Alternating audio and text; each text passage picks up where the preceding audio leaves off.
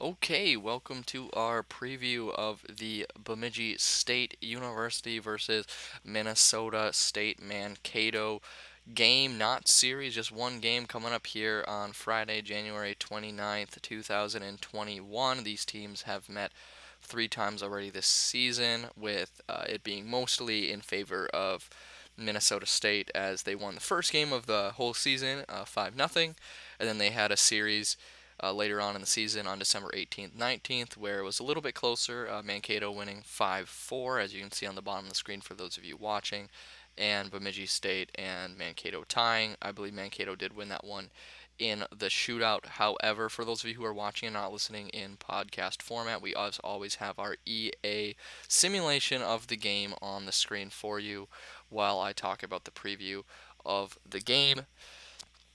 For those of you who are interested in getting those rosters and teams on your game, wait until the end of the video and or the end of the podcast, and I'll talk a little bit more about that. This one being played in Bemidji at the Sanford Center. For whatever reason, Bemidji playing a whole lot better at home this season, even though home ice advantage shouldn't necessarily be a thing, especially in the state of Minnesota, where they are absolutely not letting anybody in except for essential work staff.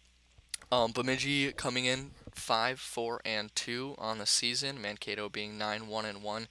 For Bemidji fans, you know that five is a pretty big deal right now, as you guys were pretty down in the dumps at the start of your season, especially for how strong Bemidji State was last year, ending the season 11th in the nation and really looking like they were about to make some noise in the WCHA tournament, and also in hopefully the national tournament, which they hadn't been to in quite some time.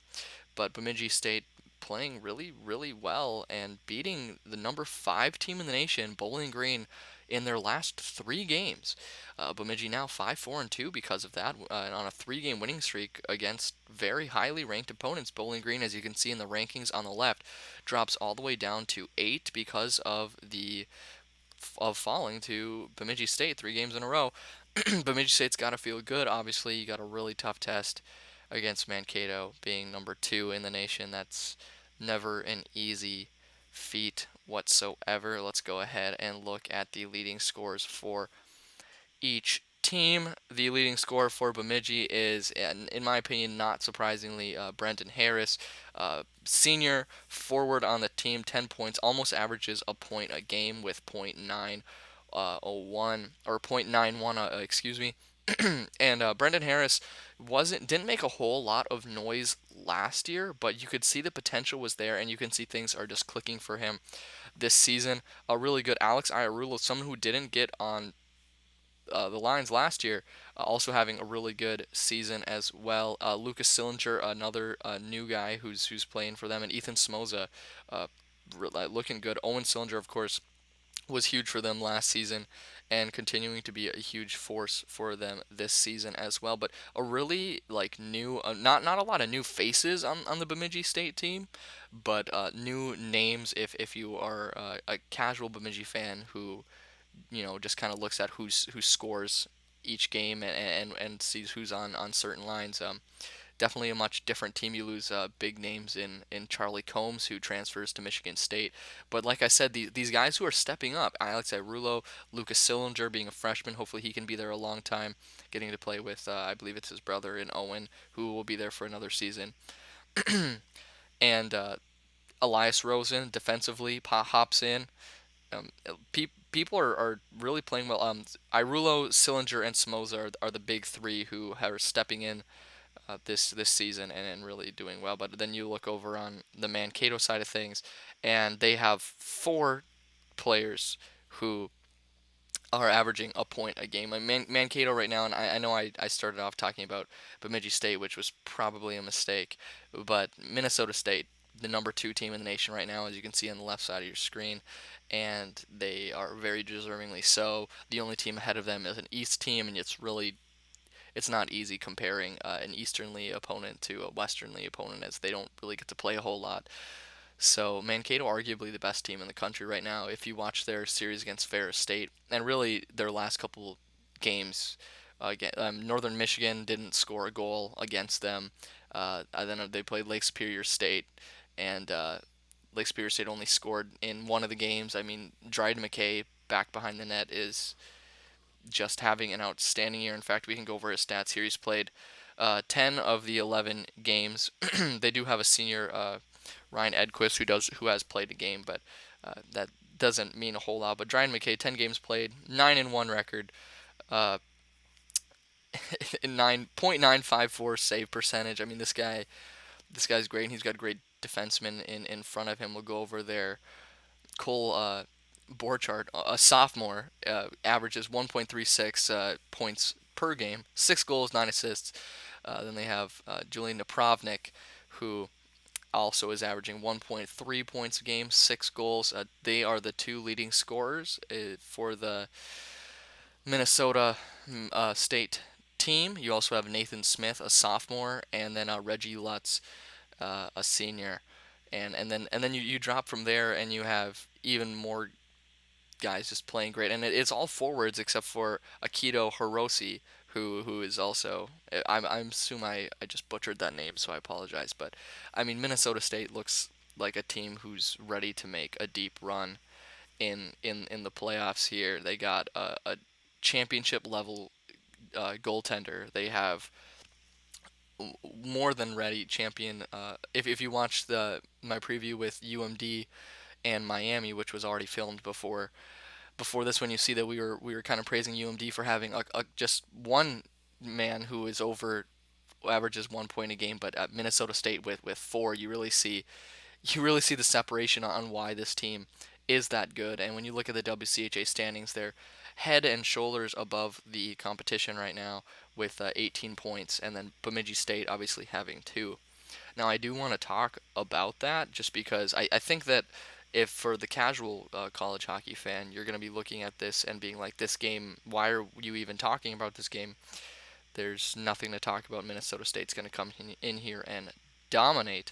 But I think that for the true fan of either Bemidji State, Minnesota State, or even if you're just a WCHA fan or just a college hockey fan, you know that this game is going to be a it's going to be a really, really good game. These two teams who don't like each other, in-state rivals in WCHA, and Bemidji State actually goes ahead in our EA simulation of the game. For those of you who are listening, Brendan Harris, their leading scorer. It's ironic how accurate the EA has made this, or I guess EA didn't make this. The man who did, and we downloaded them. But sorry, that's beyond the point. A true WCHA fan and a true college hockey fan knows that this season with COVID has been so weird. You've had so many games that are canceled, and the way that the WCHA is handling that is there's two series each year or this season that are going to be played against WCHA opponents that do not count towards the WCHA. They're non-conference games. Again, this game is non-conference as well, which is this is actually going to be Bemidji State's third weekend where they don't get a WCHA game, which is why this game, their points are actually much closer than you think. Minnesota State obviously has not lost a WCHA game yet, which is why they have all 18 points in their 6 games played, as you can see they're on the top over there. And Bemidji State has only had the 2 games against Bowling Green where they split. They lost the first, and then they ended up winning the second in overtime, which is why they only have the 2 points. But the remainder of Bemidji's games, other than this one, are all going to be WCHA. We can look at their schedule right here. That's not the schedule. Right here is their schedule. And then, of course, they ended up going and beating Bowling Green twice, which were non-conference games. In fact, if you did listen to the game, or I mean, watch the game on Flow Hockey, you will see that the Bemidji commentators said, "Man, why couldn't these ones have been the conference ones? Because imagine if they were, Bemidji State would have 6 points right now and be really feeling like they're in a good spot here." So after this weekend, Bemidji gets to go to Ferris State, be at home against Northern Michigan, who is winless in the WCHA. So we don't really know how good they are, as their only games that counted towards the WCHA were against Mankato. They get to go to at Michigan Tech, who looks really solid this year. And then we have the ever so important home and away series against Mankato, which is way more important than this game. But we'll see where standings are at when we get there. And then they finish at Alabama Huntsville. On the other hand, we'll look at Mankato's schedule.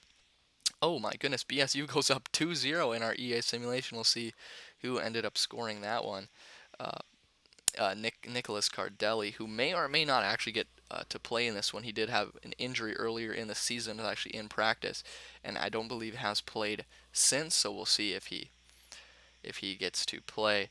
But Mankato has the ever so important game this weekend, and then arguably the biggest challenge of their whole season is going to come next weekend at home when they get to face Bowling Green. And I think that one's going to be a really telling series on how good Bowling Green is. I think there's a lot of WCHA fans and college hockey fans in the NCHC and Big Ten and even Eastern League who see Bowling Green up there at the number 8, and especially after getting swept by Bemidji State, kind of says, what are they doing up there?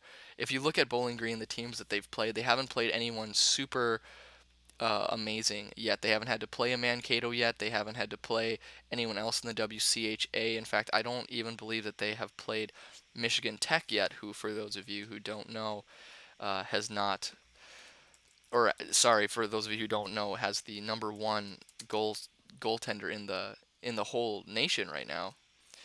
Um, Statistically, as many people feel like it's Dryden McKay. Yeah, they have not played against Michigan Tech yet. Oh, Bowling Green plays Michigan Tech this weekend. That'll actually be a huge series. So this weekend could even be very telling for them, as well as we head to the third period with Bemidji with a 2-0 lead in our EA simulation, which I'm curious if that'll hold, and if I end up going with the same pick as the EA simulation or if I end up taking my own pick. We'll get to that a little bit later on, but of course, Minnesota State, number 2 in the nation, and Mankato has played all of their games, as I said earlier, in the WCHA, which is why they're leaps and bounds ahead of everyone else. They're the only team with 6 games played other than Ferris, but Ferris being with 1 point through 6 games, I'd almost want to say they're in a tough spot.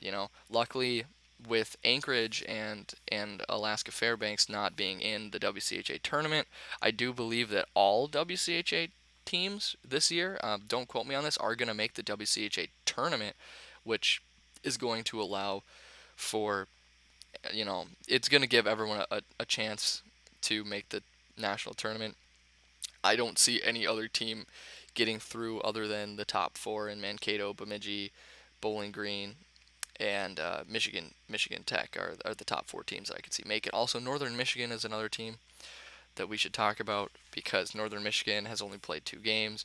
We don't really know how good they are. Last year they were ranked at the end of the season. I believe they were ranked 17th in the nation, and then they ended up falling off quite a bit, and they ended up ending the season unranked. But they were 3rd in the WCHA, which who knows what that means. Last year the WCHA was much different than this year. There was really a 2-team conference. It was Mankato and Bemidji. For those of you who don't know, Mankato was ahead the whole season. Bemidji got really hot. Actually, went undefeated in when the new year started, when 2020 started, all the way until they had to face Mankato in the final week of the season.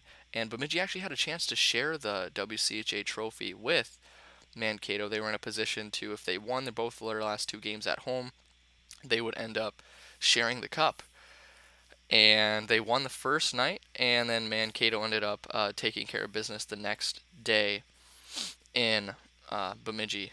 And so that's why I really think that this game is going to be much closer than, I mean, any rival team, even when a team's having a really really down year, you can never count them out. But just if you're a Bemidji fan in this game and your team is competitive like they were the last 2 games against Mankato, and then you can somehow take care of business the rest of the way, as I feel like Bemidji has a really good uh, likelihood that they can do that. I know there are some good teams in Michigan Tech and Northern Michigan. Oh my goodness, Bemidji State goes up 3-0 in our EA simulation on the power play goal.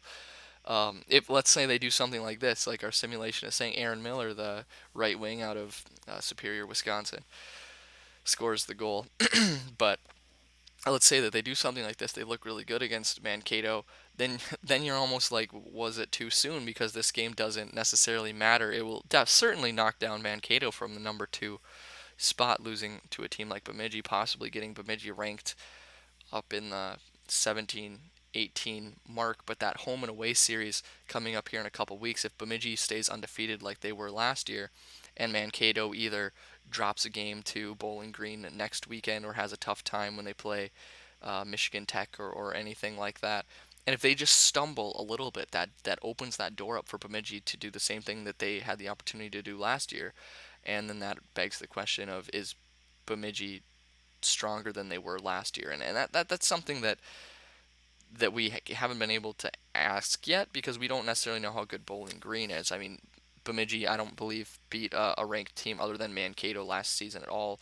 Well, I get Northern Michigan, but I'm talking about like ranked higher than them, and that's just simply because there weren't any teams to play in the WCHA. It was such a weak conference, other than Mankato and then Bemidji, which who knows how Bemidji would have stacked up against other nationally ranked teams. So we really don't know. Where that's why the conference is so different. With currently right now you have three teams that are nationally ranked in Mankato at number 2, Bowling Green as high as number 8, and then you have Michigan Tech at number 18. And then no one really knows how good Bemidji is quite yet, and which I think is why this weekend is absolutely so important, and we'll find out. And also we could find out that Minnesota State is just head and shoulders above the competition if they come in, especially next week. If they just dominate Bemidji here on their home ice after they were as hot as they were against Bowling Green, and then they go ahead and they show Bowling Green doesn't deserve to be in the top spot next weekend, well then it's Minnesota State's time to start thinking about a playoff run, as they were kind of robbed of a playoff run last season. I'm talking about a national playoff run, as they had a really good shot of going deep, especially with their goaltender Dryden McKay playing so well as well. And then they have so many just absolutely lethal weapons. So if I were to take a pick in this game, I would definitely go with Mankato. I'm going to go against the EA simulation in this one. You can't go against a team who's 9-1-1, playing as good as they are, and Mankato.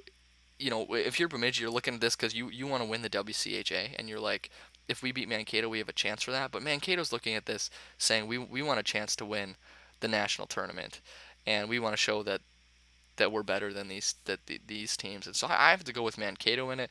Now, if it's super close, maybe my picks change for that home and away series that could be ever so important later in the season.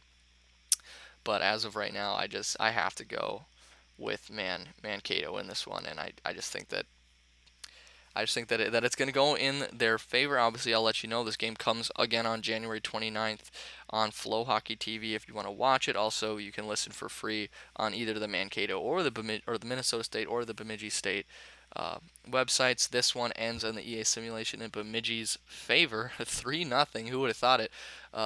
Zach Driscoll, the goaltender for Bemidji, holds everyone off. I don't think that's how that's going to go this weekend, but man, would it be interesting if it was. Again, if you want these NHL or NCAA rosters on your NHL video games, go ahead and leave a comment down below in the YouTube channel. If you're listening to this in podcast format, just go ahead and go to College Hockey Guy on YouTube, and you can find that, and I can help you out.